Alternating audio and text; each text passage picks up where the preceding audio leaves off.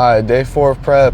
This morning weighed 211, so down 3 pounds so far in 4 days. I mean, yes, that's a lot, but it's also to be expected with just the beginning of the cut. So today is leg day. Hopefully we won't have as bad of a day as the other leg day. I was low-key dying. Already ate this morning. We're going in the afternoon, so definitely have a lot of carbs in me. Eat most of my carbs before the workout for my breakfast 2 hours before, and then also eat a banana for carbs before, and then of course pre-workout. So that's what's on the agenda for today. I would say arguably the most important part of like an exercise is your tempo. So you want to make sure you're pausing at the bottom for a second and squeeze at the top for a second. Go up fast and slow down.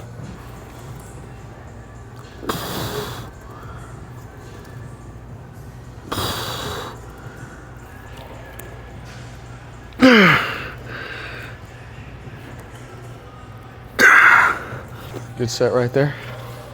People definitely overcomplicate legs the most too. Like for hamstrings, you really just need 2 movements. You need a hip hinge. So after this, we're gonna do RDLs. And I would just say a curl. I honestly like the laying curl better, even though the seated curl, you already start stretched, but the laying curl, I just feel it so much more in my hamstrings.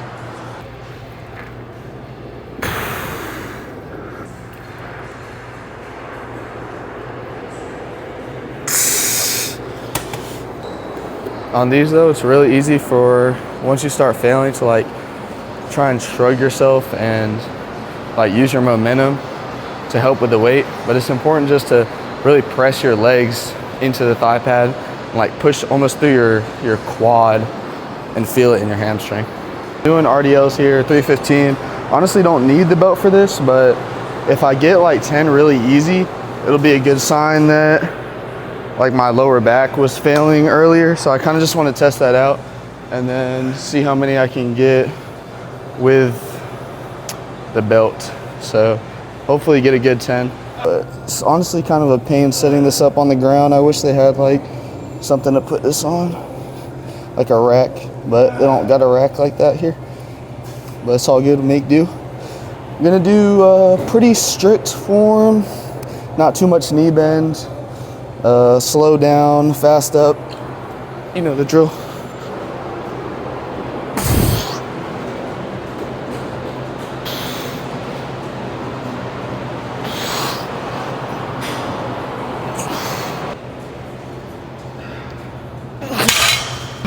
Good set right there. So about what I expected, pretty happy with that. Honestly happy knowing that like my hamstrings were failing earlier when I've done these in the past without a belt. Big thing though, you don't need clips if you can control the weight. So honestly, if you're putting on clips on everything, maybe try it without clips and see if you can actually control the weight and keep it steady. I'm gonna try and get some better tempo on this. I was going honestly like not terrible form, but just a little bit too high up. I want to keep the tension on my hamstrings, so I'm probably going to bring the bar just to right about my knees, a little bit above. So start.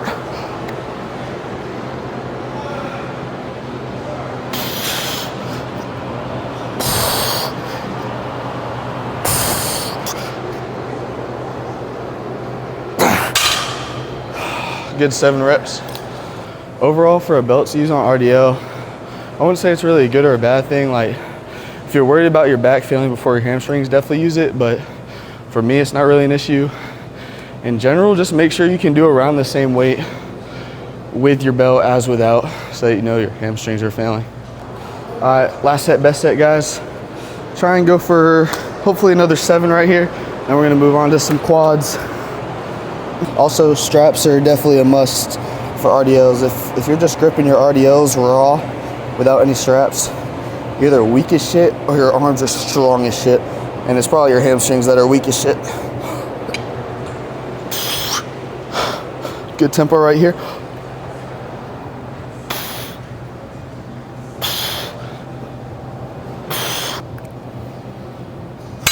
After every set, no matter the muscle group really, I always like to like flex that muscle group to make sure, you know, I feel it throughout my workout and know what I'm really feeling for. And every time after I do leg extensions, they always cramp up on the first set. I don't know what it is. Maybe just getting the blood flowing there. But Let's go ahead and crush this set. Get some big legs.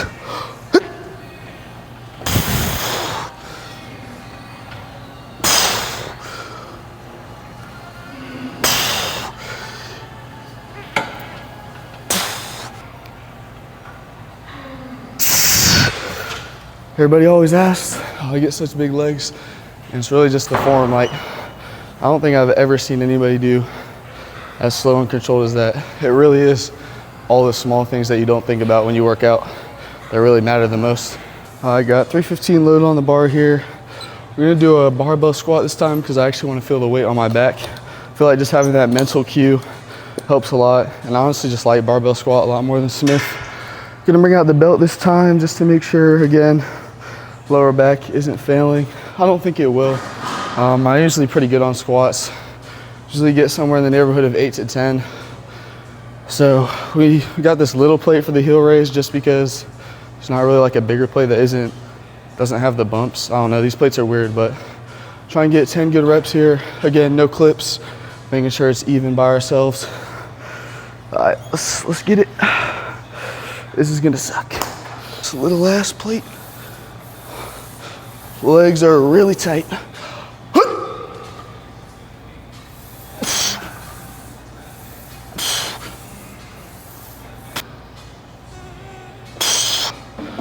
Set honestly wasn't the best, got 10. Would like to have paused at the bottom for a little bit, but it's kind of hard with the plate, not really stable. Might switch it up on this next couple of sets. We got a little prompt setup heel raise right here. Hopefully this works. I don't just eat it.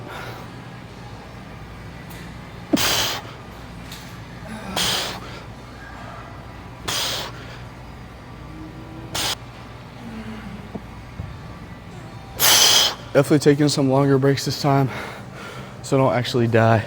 I'm not gonna lie, on your squat days and your leg days, if you're not just a little bit scared to hit your compound lifts, I'll tell you right now, you're probably not doing enough weight.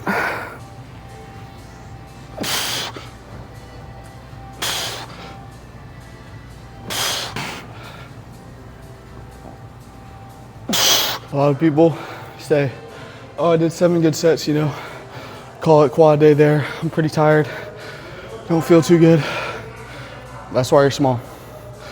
Literally why you're small. If you don't want to keep going when it's hard, I mean, it's literally where growth happens. Your body isn't gonna adapt from just being comfortable. Like, if you do anything comfortable, why would you ever strive to get better if you're always just comfortable where you are? Comfortability is actually the enemy. Now, you wanna get to a state where you're happy, but you don't wanna be ever comfortable in anything you do really. Work, school, the gym, the whole life. You either get worse or you get better every day. And writing everything down, making sure I'm always getting better. Another rep, another second on the pause, another second on the contraction. Always getting better, stacking, stacking, stacking. That's all it takes. It's all the little things. Literally everything you do matters. And if you're thinking like, oh, my diet doesn't matter, oh, skipping this day doesn't matter, it literally does. It's literally everything. Don't worry guys, I'm still hitting calves while Rachel's resting on squat. You can't forget your ad and abduction. That's how you get those big teardrop legs. Make sure they fill out your shorts instead of being a skinny little bitch.